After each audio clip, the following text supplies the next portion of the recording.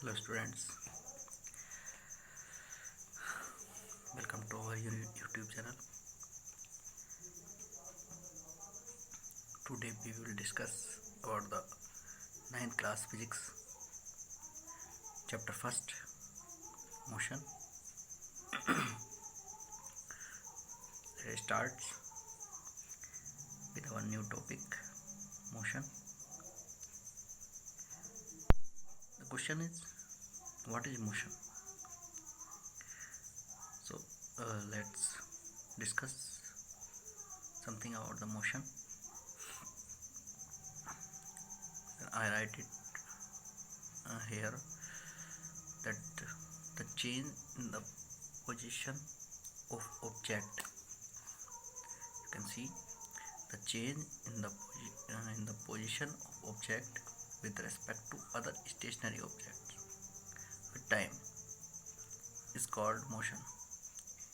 कह सकते हैं कि जो चेंज होता है किसमें, पोजीशन में ऑफ ऑब्जेक्ट, किसी भी ऑब्जेक्ट की या वस्तु की पोजीशन में चेंज हो जाता है with respect to other stationary object, किसी भी दूसरी स्टेशनरी ऑब्जेक्ट की वजह से या उसके सापेक्ष, उसको देखते हुए यदि हमें कोई चीज़ अपनी पोजीशन को चेंज करती हुई दिखाई दे रही है विथ टाइम, समय के साथ साथ, then we can say that the object is in motion. ये क्या कहलाता है? मोशन कहलाता है. हम ये कह सकते हैं कि वो ऑब्जेक्ट क्या है, मोशन में है. For example, movement of animals, movement of vehicles, growth of trees, ये सब क्या है? ये एग्जांपल ऑफ मोशन है. मतलब जब कोई एनिमल चलता है या दौड़ता है तो वो मोशन करता है. कोई व्हीकल चलता है रोड पर तो वो भी क्या करता है, मोशन करता है. ग्रोथ ऑफ ट्रीज, जो पेड़ों का, जो वृक्षों का जो ग्रोथ होती है, वृद्धि होती है, वो भी क्या है, मोशन है. ये सब क्या है, एग्जांपल्स ऑफ मोशन. अब इस बात को हम समझेंगे. देखिए, वैसे तो हम केवल इन वर्ड्स का यूज़ करके भी मोशन को डिफाइन कर सकते हैं. The change in the position of the object with time is called motion. But ये टर्म मैंने क्यों लिखी, स्टेशनरी मोशन. स्टेशनरी मोशन को यहाँ डिफाइन करने का मतलब ये है कि जब तक हमें ये नहीं पता होगा कि कोई चीज़ किसी ऑब्जेक्ट के साथ कोई चीज़ रुकी हुई नहीं दिखाई देगी तो हम उस ऑब्जेक्ट को मोशन में डिफाइन नहीं कर सकते, कह नहीं सकते हैं कि हम मोशन में हैं. आगे मैंने लिखा है, देखिए, rest, when body does not change. अब जो चीज़ मोशन में नहीं होगी वो किस में होगी, रेस्ट में होगी. तो when body does not change its position with time it is said to be in rest. कहने का मतलब ये है कि जब कोई बॉडी अपनी पोजीशन को चेंज नहीं करेगी विद टाइम, समय के साथ साथ, तो वो क्या कहलाएगी, it is said to be in rest. तो वह कहलाएगी रेस्ट में. तो उसको हम किस में बोलेंगे, विराम में बोलेंगे या रेस्ट में बोलेंगे. ठीक है. अब इसको डिफाइन करने का भी हम पढ़ रहे हैं मोशन, लेकिन हमें रेस्ट की क्या ज़रूरत पड़ गई यहाँ. तो रेस्ट जो है हमारी मोशन के लिए बहुत ही इम्पोर्टेंट है रेस्ट को समझना.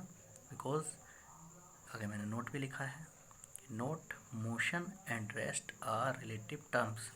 यानी कि मोशन और रेस्ट जो हैं वो दोनों एक दूसरे के रिलेटिव टर्म्स हैं, एक दूसरे से जुड़े रहते हैं. जहाँ मोशन होगी वहाँ रेस्ट का होना ज़रूरी है, जहाँ रेस्ट होगा वहाँ मोशन का होना चाहिए. इसका मतलब ये नहीं है कि एक बॉडी अगर मोशन में है तो उसको रेस्ट भी होना ज़रूरी है. ठीक है.